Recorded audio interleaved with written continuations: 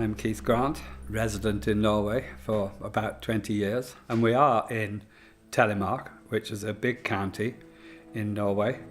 It stretches from the coast in the south up to the Hardangervidda, which is an upland Arctic expanse. So we're sitting in the studio I built in 2001, just after my return from Antarctica, and the house is just a few meters, 8 or 9 meters away from here, where we live. First opportunity in my life to paint really large works, and painting large works is something that I've always wanted to do. So I range from the very smallest works which are done here, and they're mainly in mixed media, acrylics, gouache, watercolor and calligraphic inks, and they can be just 3 or 4 inches square or that kind of scale, up to something which is 2 meters 60 by 140. When I was a boy in Liverpool, one could say that I had the essential ingredient for being eventually for being an artist, and that was loneliness. That I went for very long walks, I remember, and for no reason whatsoever I became awe-inspired by every aspect of nature that I came across. I began to feel there was something much more to existence than the life we were all leading in Liverpool.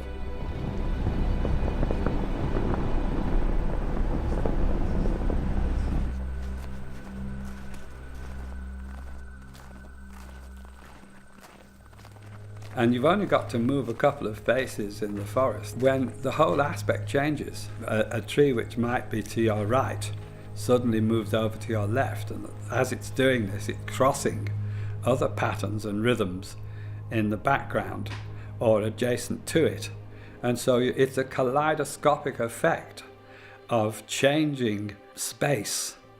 It really is articulating space, and if those movements can be translated into terms of painting, then the only way to handle it for me is to fracture it, is to show disjointed images, but which harmonize in the final composition. The work that I do is really based on memory.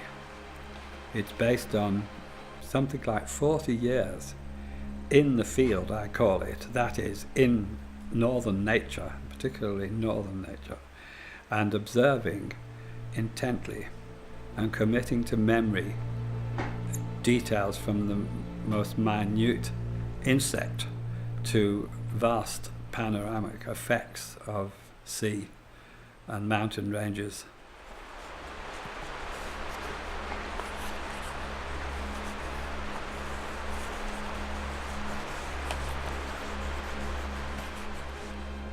Landscape seems to be underpinned by architectonic geometry.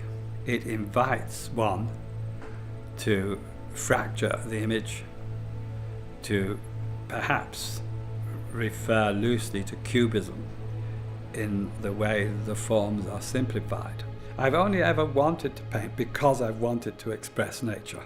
The enthusiasm for the idea demands a certain kind of handling, but that comes intuitively and spontaneously.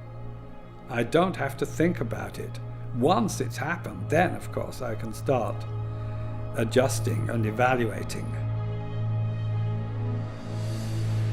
One thing about nature, it always wins.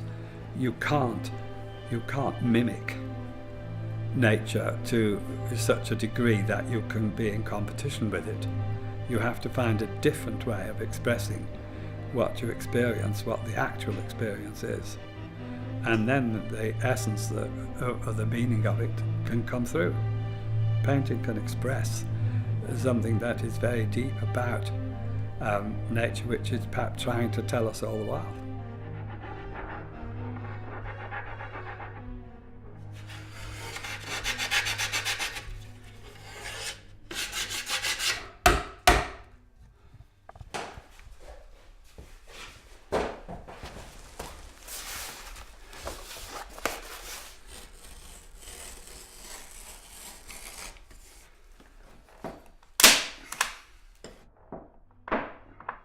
we don't think about it consciously, and I don't when I'm painting. Colour comes because the painting demands it. The painting asks for a certain colour once you've got a colour down, and it's only later when you begin to live with it for a bit that you realise that maybe adjustments have to be made. There's a great longing and nostalgia about blue as a colour because it's so expressive of space. I suppose it's quite it induces a feeling of isolation.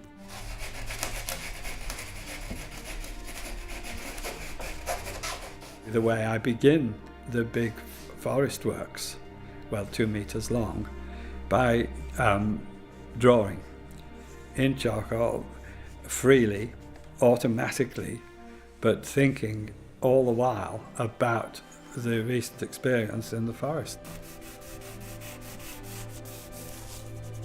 And of course the charcoal is very light on the surface, so it absorbs the paint and the media that you use.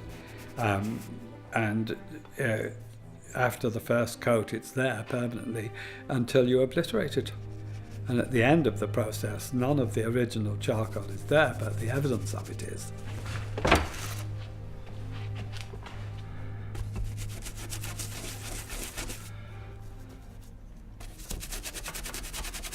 It's oil paint, and it's applied I apply it with a brush, with screwed up paper, with plastic, with pieces of wood, with any means by which the paint can be removed from the palette and put on palette knives, of course, I use quite a bit, and placed onto the canvas without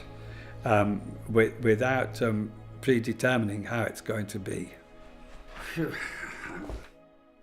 From the age of 8, knew that I wanted to be an artist. Somehow wanted to devote myself to the interpretation of the natural world, the visual world around me, and a sense of wonder at the natural order of things, and then questions about it.